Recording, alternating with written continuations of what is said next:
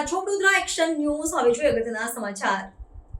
Vadodara municipal કોર્પોરેશનના સાધનો રાજકીય સગાના ખાનગી કામમાં ગેરકાયદેસર ઉપયોગને લઈ તાત્કાલિક વિજિલન્સ તપાસની માંગ। વડોદરા મ્યુનિસિપલ કોર્પોરેશનના સત્તાવાર સાધનો સામગ્રી અને મશીનરીનો રાજકીય સગાના ખાનગી કોન્ટ્રાક્ટ વર્કમાં ગેરકાયદેસર ઉપયોગ થવા અંગે ગંભીર આરોપો।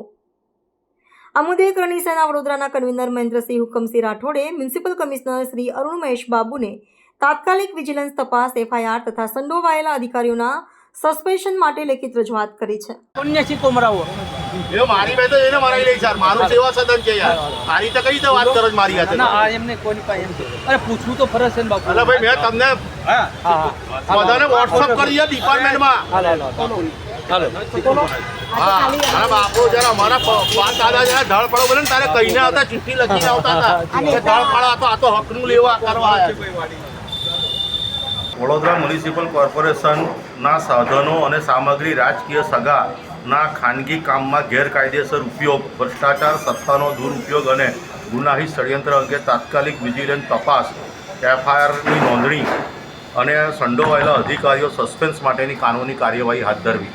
કારણ કે આપણે જુઓ છો કે દૈનિક અહેવાલોમાં સમાચારોમાં આવ્યું છે કે આપણા કોર્પોરેશનના ડમ્પર હોય કે કોઈ પણ સામગ્રી આજે બિલ્ડરો હતા ખાનગી, એટલે કે આપણા લાગતા વળગતા અધિકારીઓ કે આપણા સત્તામાં વડોદરાની અંદર સત્તા ભોગવતા લોકો પોતાના બાપની પ્રોપર્ટીઓ એ રીતે કોર્પોરેશનની પ્રોપર્ટીઓ એની અંદર આવતા સાધનો હોય, આપણે તમે જુઓ છો કે નવાને નવા બ્લોકો કચરામાં નાખી અને એના દ્વારા લાગતા વળગતાને ફાયદો કરાવવા માટે પ્રાઇવેટોમાં લાગે છે, બિલ્ડરોને ત્યાં લાગે છે। વડોદરાની જનતા મોદીજી પાછળ આંધળી હતી અને આજે અમારા ખૂન પસીનાના ટેક્સના રૂપિયાના પૈસાને આજે અમારી પાસે વેરો 1 વર્ષનો બાકી હોય તો સીલ મારી જાય છે। અને આજે અમે જે આંધળો વિશ્વાસ રાખીને જે અમે સંખ્યાબળ આપ્યું છે, આજે વડોદરાનું ટોટલ આ લોકોએ ભ્રષ્ટાચારમાં ટોટલ સત્યાનાશ વારી નાખ્યું છે।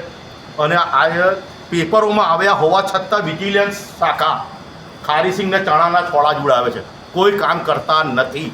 તો અમે એ જાણવા માંગીએ છીએ કે અમે તમને આટલી બધી ફરિયાદો આપીએ છીએ, તમે ઇન્ક્વાયરી કેમ નથી કરતા? શા માટે તમે વિજિલન્સ ડિપાર્ટમેન્ટ આજે મહિનાઓમાં લાખોનો પગાર લે છે, એટલે વર્ષે કરોડોમાં તમે પગાર લઈને વડોદરાના શહેરના લોકોને વળતર કેમ નથી આલતા? એવા લાંચિયા અધિકારીઓને તમે સસ્પેન્ડ કેમ નથી કરતા? એમની પ્રોપર્ટીની તપાસ શા માટે કરવામાં નથી આવતી? આ જ બધા આની અંદર પુરાવા સાથે અમે મૂકેલું છે, દૈનિક અહેવાલો કયા કયા પેપરમાં આવ્યું છે।